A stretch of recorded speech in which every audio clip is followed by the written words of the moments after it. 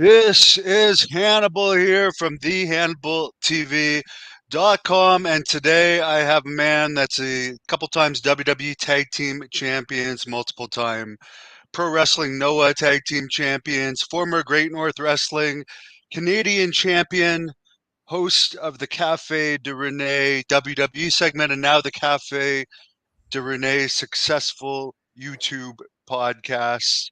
How are you doing today, sir? Rene Dupree from La Resistance. I'm doing great, Devin. How you doing, bud? I'm recovering from an injury, and it's getting better and better. So I'm happy about that. What injury do you have now? I had a shattered heel, and it's been Ooh, a long journey to get over, but it's ooh. coming to an end finally. It seems like the older we get, the longer it takes to recuperate from injuries, huh? Yes, Yeah. 100%. How are you feeling? You look good from the videos I've seen of you. Yeah, I've been training like a madman since my father passed away. It's like I don't know, something clicked in me, and I wake like most of my days were spent taking care of him, right? So now I got all this time on my hands. So I wake up, I go straight to the gym for an hour, and then I'll do two more workouts during the day, usually 20 to 30-minute workouts, one body part at a time. So, and then as always, you know me, I like to follow my diet to a T. So, yeah, I want to be able to wrestle as long as I possibly can without embarrassing myself physically in the ring. You know what I mean? Once I start looking like she is it, then I'll know it's time to hang him up. Yeah, I think with stem cells now and all these new advances in medical technologies, people can wrestle a lot longer. Not to mention the schedule is way easier. Yeah, yeah, that's true. I mean, should I make more for one match than I would make for like a month working for my dad? What do you think about like all the money in wrestling now? Like because when we were in it and you were at it to a higher level than me, there was Mm, only one company, so they could mm. basically dictate how much they paid everyone. Now Yep, I hear the minimum pay for a main roster WWE is 350,000, and the minimum AEW is 150, and half the AEW roster they don't even use. They're just I sitting at know, home collecting a check. I know. It's amazing. I mean, when it comes tax time, though, I mean, how many write-offs do they have? That's the one thing. I mean, unless they buy a shit ton of gear, and I'm talking like wrestling gear, not gear. But yeah, in one way, AEW is good for that, but at the same time, it's like it's kind of killing the independent scene, and it's definitely killing like the Japanese wrestling scene, big time. Yeah, I've noticed that would you agree that like New Japan is at its all-time lowest interest level? Because it seems that way In from what North I've been America, reading. definitely, yeah, and especially in Japan, because I talked to a lot of the higher ups in Japanese wrestling, and yeah, Japanese wrestling's bad. I mean, Jesus Christ, they put their U.S. title or their IWGP title on Moxley for fuck's sakes. Yeah, do you find it weird that Khan almost prioritizes other companies over his own? Because like Rampage and Collision, for instance, very often you see the stars on it, but they sent like Mercedes Monet to CMLL last Friday, yet she's Mm. not even on the AEW shows. Like, wouldn't you want to have her on the show that you don't have a new contract for yet?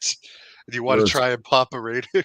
I don't know, man. When you got all the money in the world and daddy lets you play with it, I mean, I guess you do what you want, right? And listen, I wouldn't be surprised if in a decade or so we get like some type of documentary where WWE was behind AEW the whole time. You know what I mean? And it was just the conquest to kill New Japan Pro Wrestling and the independent scene and take control of the independent scene.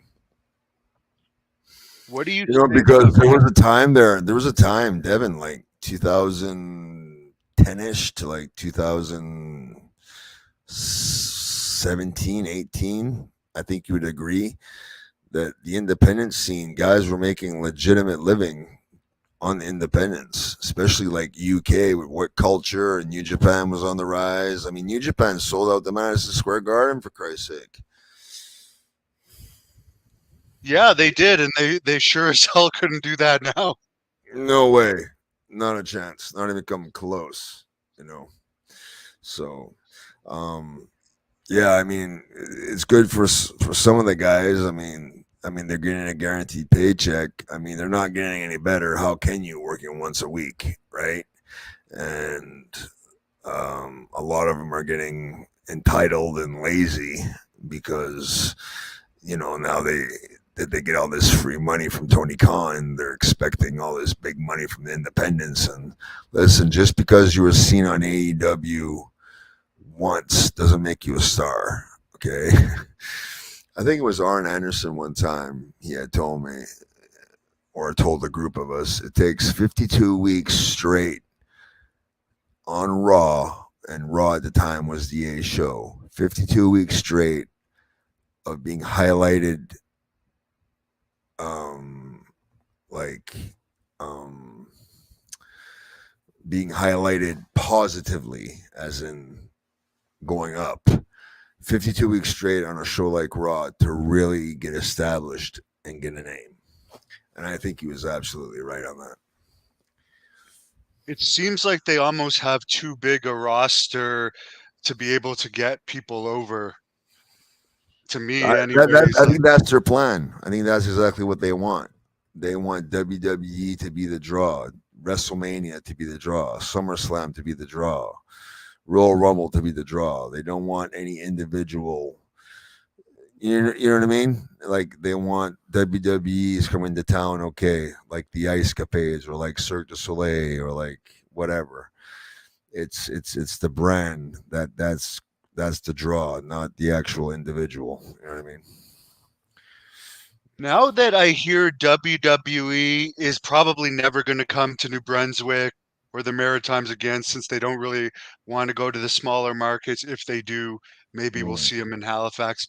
Do you mm. think that there's going to be an opening for maybe a company like your dad used to have to get something more going as an independent Oh, circuit? it's too And oversaturated, Devin. There's so many promotions now. It's ridiculous, and some of them are just, without naming names, some of them are just a joke. You know what I mean? Like I work for some of them. You know what I mean? I mean, if they're gonna hand me money, I can't say no, right? But I mean, when you got literally 20 different promotions in a small area like the Maritimes, I mean, you can only cut the pizza, so many times. You can only have so many slices, right? And I mean, wrestling is a niche product as is. And then, you know, so whatever, dude. Just take what you can while we still can. You know. exactly. I Yeah. mean, we see some guys that aren't really that well known in Canada making money in AEW. Would you ever accept one of these contracts for doing next to nothing? For some reason, I don't know why they wouldn't approach a guy like you who has more name value than a lot of these guys that I'm not even going to bother to mention because they're not worth mentioning. But like, it's strange who they pick. uh, you know how it is, Devin. Either you like me or you don't like me when it comes to me. Some people like me, a lot of people don't like me. And I could quite frankly give a damn. I don't care. I'm me. I'm not going to change for anybody. One guy, and I'm not going to get into the incident that you had an incident with back years ago in WWE that didn't like you, was Bob Holly. What the hell happened to him? He's like disappeared off the face of the earth. Old. He got he must be 65. Christ, Yeah. I'm 40. He was 20. No, he's around 61 years old. You know what I mean? Last I seen Bob was in England, and I didn't even say hi to him, and that made him mad, and I could give two fucks. And the time before that I seen him, he was at a signing in New Jersey, and they were supposed to be used on a Wrestle Pro show that's run by Pat Buck. I think he was an agent for WWE. Now he's an agent for AEW, and he refused to put over Brian Cage. So they just said, "Screw him. We never want to use you." So Brian Cage is one guy that I know he's making really good money. He just re-signed, but yeah, he's kind of just collecting a check too. yeah. Certainly. I mean, look at Jake Roberts. I mean, God bless the guy. I mean, they never use him, and with a mind like that, just the pro mobility alone, just to use him as a mouthpiece. You know what I mean? I mean, but Yeah. hey, They excuse didn't me, use him in Ottawa here. They gave me free tickets to see that. Lance Cade was wrestling. Jake had just re-signed, and I'm like, he would have Lance got Cade. literally, or sorry, Lance Archer. I always get Lance the name Archer. confused. Yeah, But like, yeah, no, there wasn't a ghost. But like, Jake literally would have got one of the biggest pops of the night. And yeah. then they advertised Moxley, Jericho, they advertised FTR, they advertised Christian. None of them were there. It's like, why Bad put these business. guys on the poster? Bad business. What's going to happen if they try to return? It's bad Exactly. business. They advertised Moxley for every single Canadian show this year, and he hasn't appeared on any of them. There you go. Bad business. Amateur hour wrestling. Amateur hour promoting. All right. That's the worst thing you can do. The worst thing you can do. The first rule of promoting is always bring what you advertise.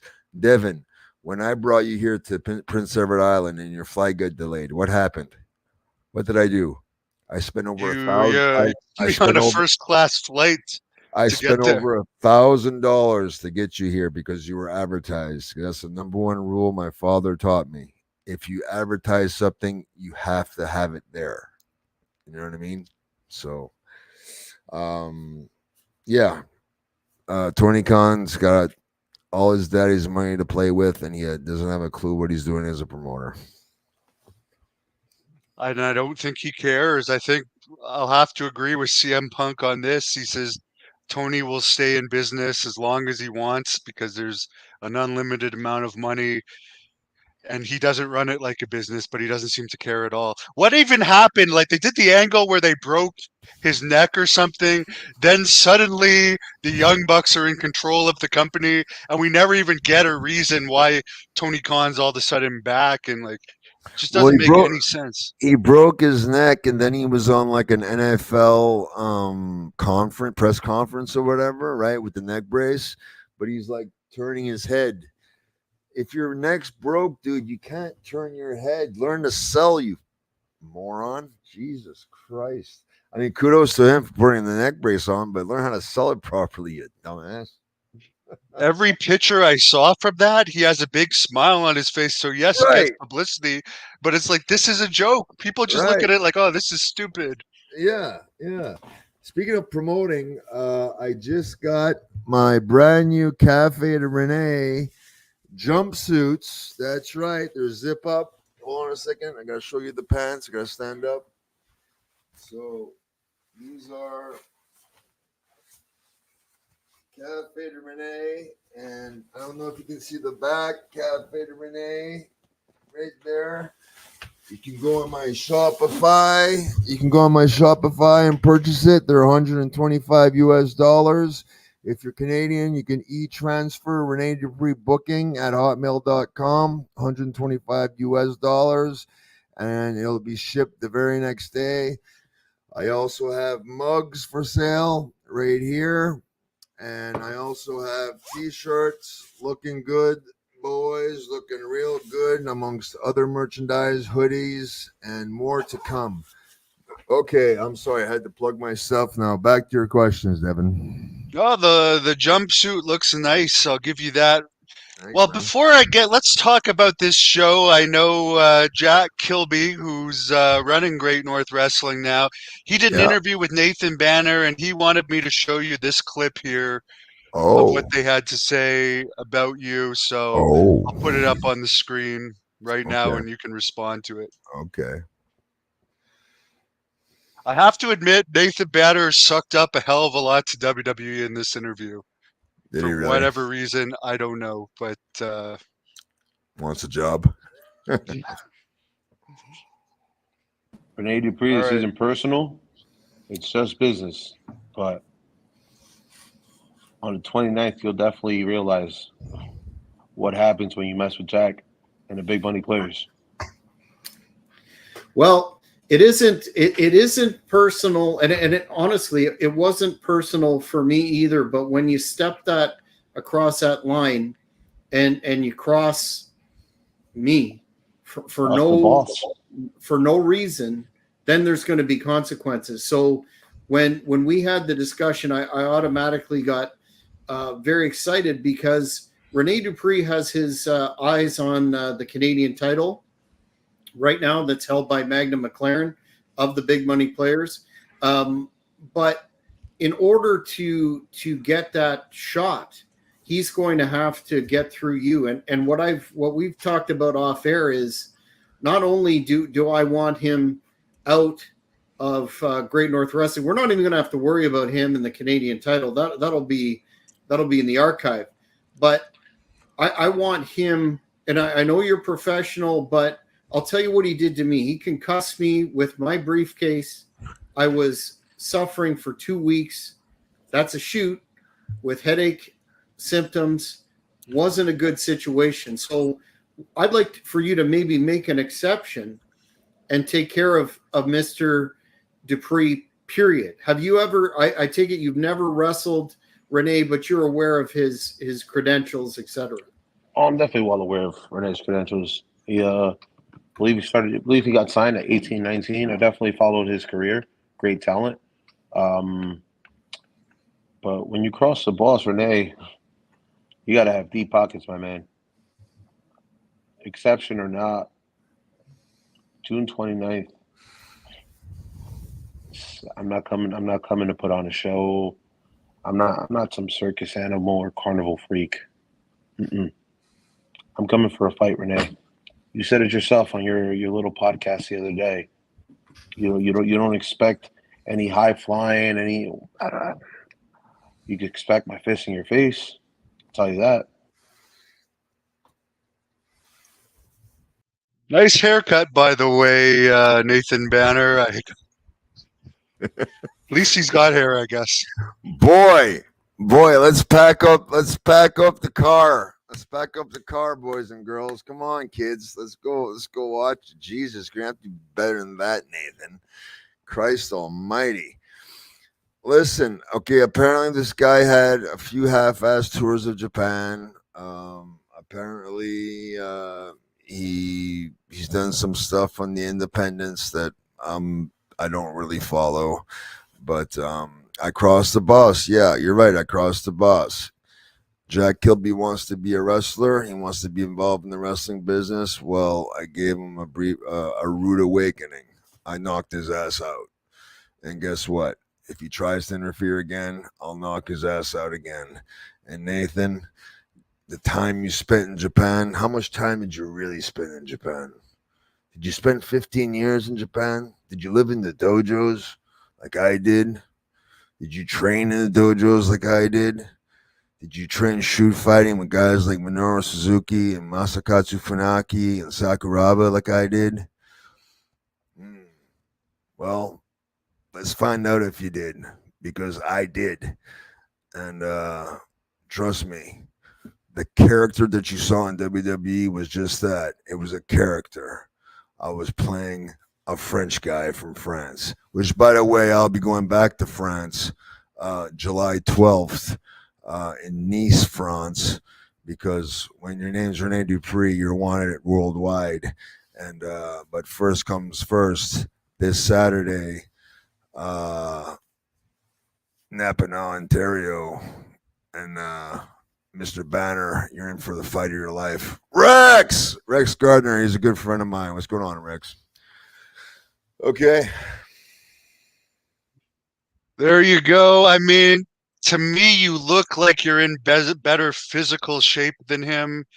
I've wrestled him. He is a tough guy. He can take a beating. He looks like he's cut down some weight since the last time I saw him, but I think cardio, once it gets going, might be an issue. So I'd bet my money on you in that particular one. But then again, he's got Jack Kilby on the outside. Well, are you going to be around? Are you going to be around? Yeah, I'll be around for this. Okay, Yeah. well, maybe if I pass you a few bucks, you can keep an eye on Jack Kilby for me there, Mr. Devin. I'm always looking for some extra money. By the way, you mentioned earlier your father passed away. Yeah. I know you were very close with him, and he taught you a lot over the years, gave you some good advice. You were also like he had you much later in life. Could you tell us anything about your father for the people that might be from the U.S. that aren't familiar with the promotion up there?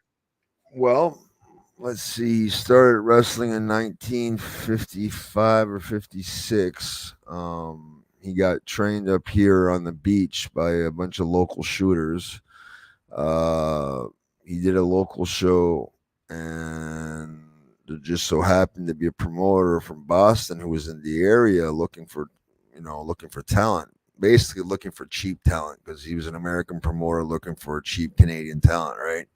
And then my dad was a really good-looking guy, had a really good-looking physique. So as soon as the promoter saw him, he saw money. So the promoter told him. The promoter's name was Tony Santos. He ran an outfit out of Boston, the same American territory where Pat Patterson broke into. So the difference between Pat and my dad is that Pat had a family to buy him a Greyhound bus ticket. My father had no family, so he had to hitchhike. So that's where he got his start. And, sometimes he wrestled for a hot dog and a Coke. Sometimes he got $15 if he was lucky. And he definitely paid his dues the hard way, saved every dime he ever got.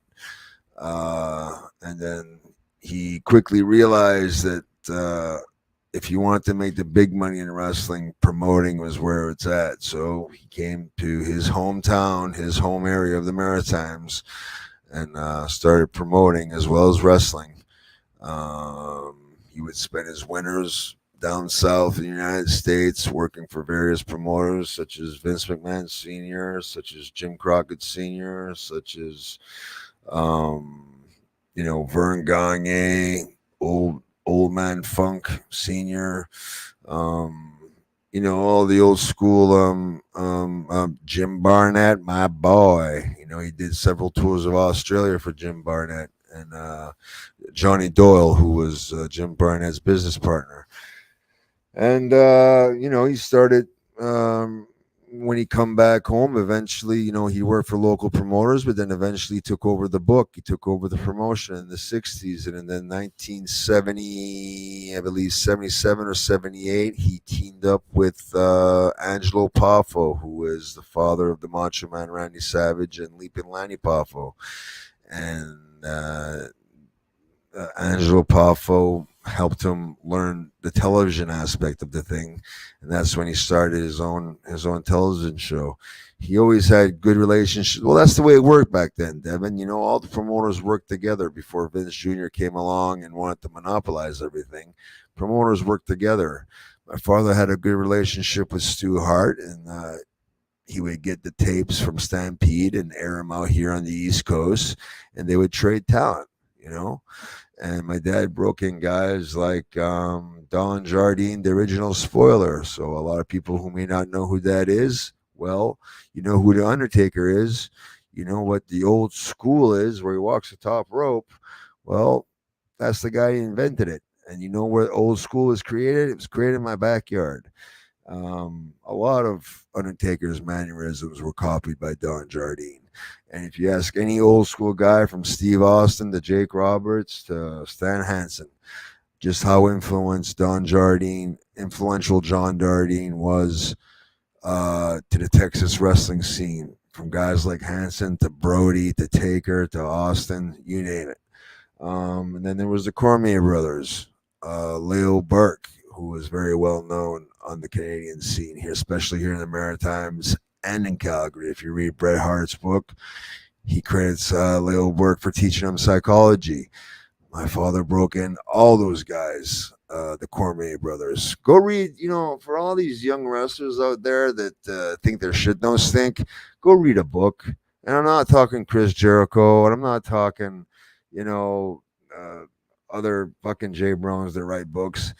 Go read a Stan Hansen book, for example. Go read an Arn Anderson book or a Vern Gagne book or an Ole Anderson, actually. Go read one of his books. The old school promoters will tell you exactly how it was. You know what I mean? And then you might learn a thing or two about wrestling.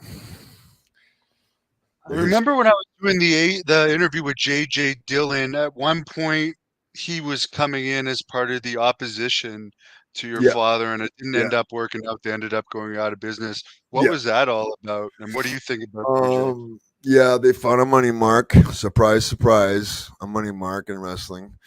And but the thing is, my father was local, so he had a lot of local friends that had local connections. He was good friends with the Irvings.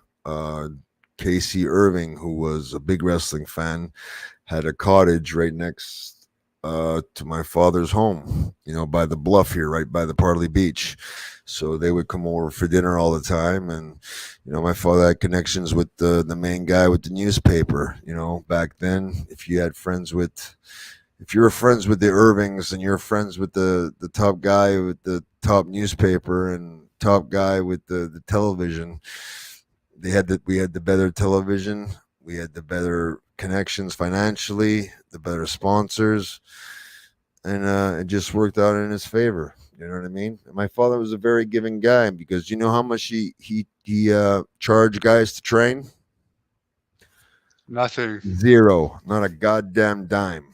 And a lot of those same people would turn around and stab him in the back. And surprise, surprise, how history repeats itself, because I've done a lot of great things for a lot of good people. Wait, let me rephrase that. I thought I was doing good things for good people, and they ended up stabbing me in the back just to get ahead. So what they say is true. DTA, don't trust anybody. Yeah, especially in wrestling. What do you think about this? I guess Tony Khan talked about it today. He says Shane McMahon is always welcome in AEW. Do you think that could be one of the things that could help them kind of get out of the gutter and get popular again? I know you know Shane.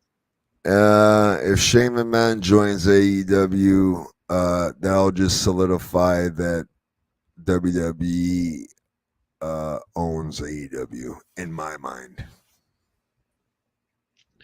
To me, with everyone, like, TNA hasn't even got a 0.01 rating, and I think months now. Like, the actual product itself is dead, but they did give NXT a bit of a buzz for a while, although apparently yesterday they did their worst rating in a while. It was still better than Dynamite did last week, though. But do you think WWE owns or is funding TNA? Because all the other invasions we've seen, like with ECW and WCW, they've actually owned those companies. Yeah, exactly.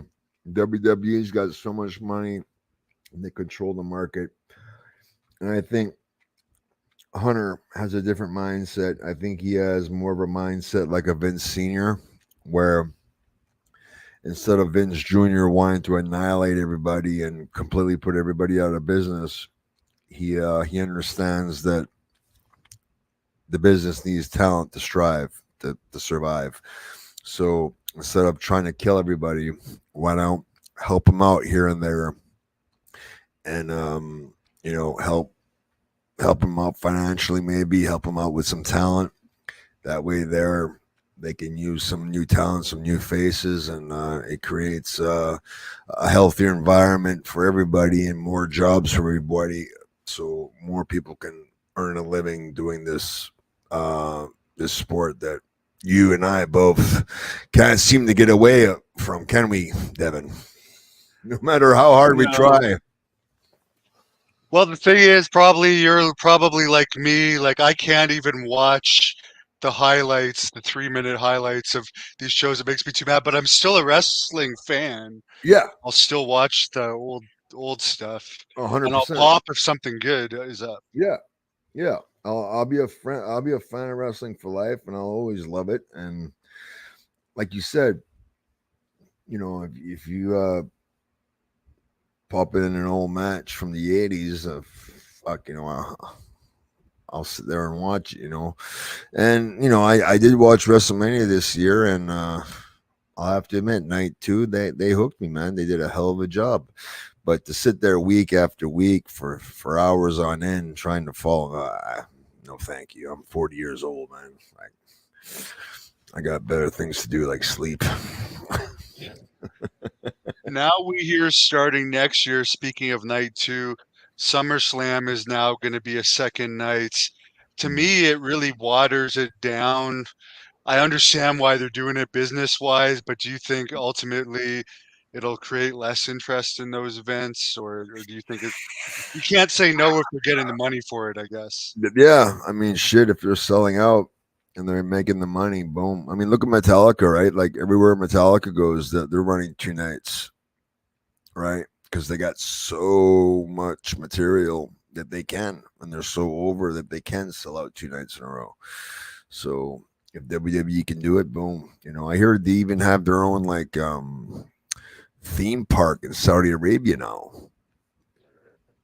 Yeah, I've heard that there's something being built if it's not already happened, and they're getting 50 million an event there, and if they actually get one of the major pay-per-views, it's going to be even more. Wow. So I mean, hats off to them. Financially, they're the kings, and when you have that kind of money, why not try to invest in little promotions like TNA, like NWA, just to help, have more people earn a living, and then eventually a diamond in the rough will come out, and then you can use them on your television. You know what I mean?